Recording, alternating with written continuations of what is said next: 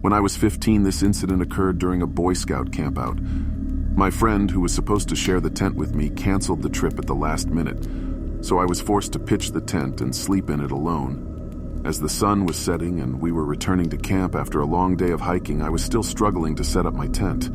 It wasn't as simple doing it myself, so eventually someone came over and helped me, and we then ate dinner. After the cliched telling of scary stories around the campfire, we all went to sleep. I guess I was a little relieved that I had my own tent at that point because I had more space. I fell asleep quickly, but woke up in the middle of the night to the sound of someone stomping around my tent. I immediately assumed there was another scout going to take a leak or something. You may be thinking that all our attempts were pitched right next to each other, but our scout leader was in a separate tent.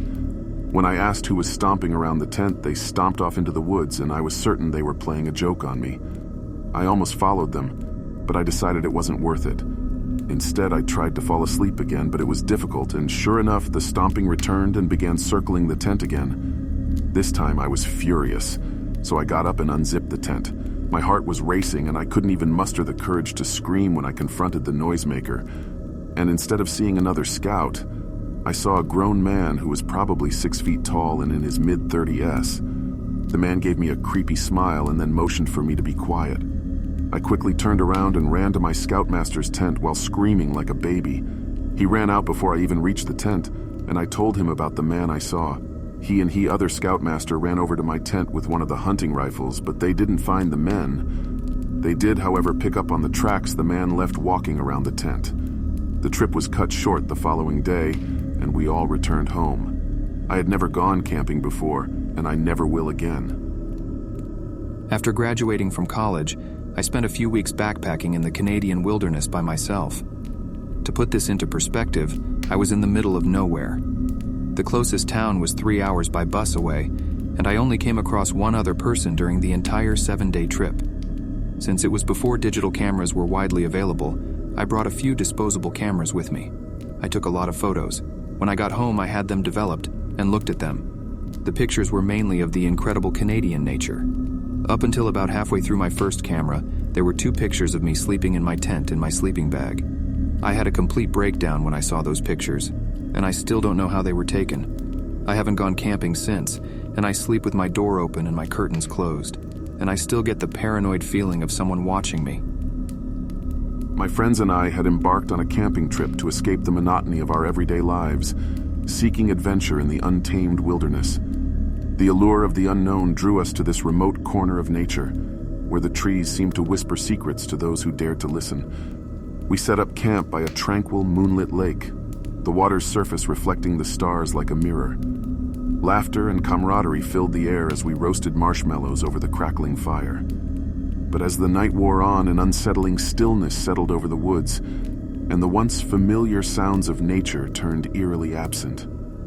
We gathered around the dwindling fire, trading ghost stories to break the silence that had descended upon us. Shadows danced along the tree trunks, and I couldn't shake the feeling that we were being watched. My nerves tingled as a distant, unfamiliar noise caught my attention, a soft, melodic hum that seemed to resonate from within the woods themselves. "Did you guys hear that?" I whispered, my voice barely audible above the crackle of the fire. My friends exchanged puzzled glances, their brows furrowed in confusion. "Hear what?" Mark asked, his eyes darting around. I strained my ears, but the humming had faded, replaced by an unsettling silence.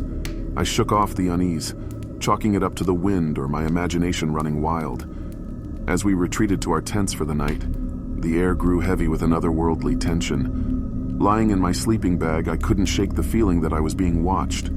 My heart raced as whispers like faint echoes slithered through the fabric of the tent. Shadows seemed to stretch and twist, forming eerie shapes that danced just at the edge of my vision. I clutched my flashlight, fingers trembling, and unzipped the tent just enough to peer outside. The moonlight revealed a figure standing among the trees, a tall, gaunt silhouette with eyes that gleamed like polished obsidian. Panic seized me as I zipped the tent shut, my breath coming in ragged gasps. Morning came, but the atmosphere had shifted. My friends were gone, their tents empty and belongings left behind. My heart pounded in my chest as I called out for them, my voice swallowed by the oppressive silence. Panic gripped me as I stumbled through the woods, desperation mounting with each passing moment. Then I stumbled upon an old, weathered journal beneath a gnarled tree. Its pages were filled with feverish scribbles, recounting the tale of a lost soul trapped within the woods, forever tormented by an unseen force. The journal described a ritual that could banish the malevolent presence, but it demanded a sacrifice, a piece of one's own soul. Determined to save my friends, I followed the instructions from the journal, each step taking me deeper into the heart of darkness.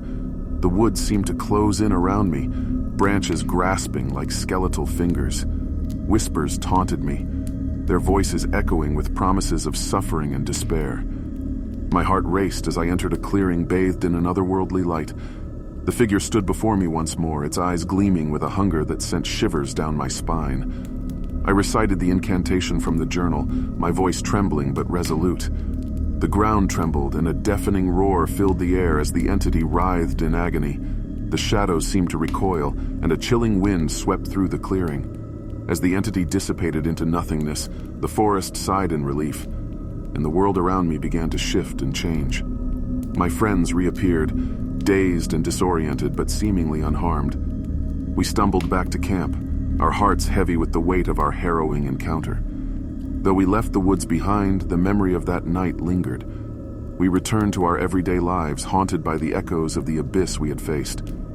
The forest's secrets remained locked away, a reminder that some mysteries are better left undisturbed, and that the darkness that dwells within can never truly be extinguished.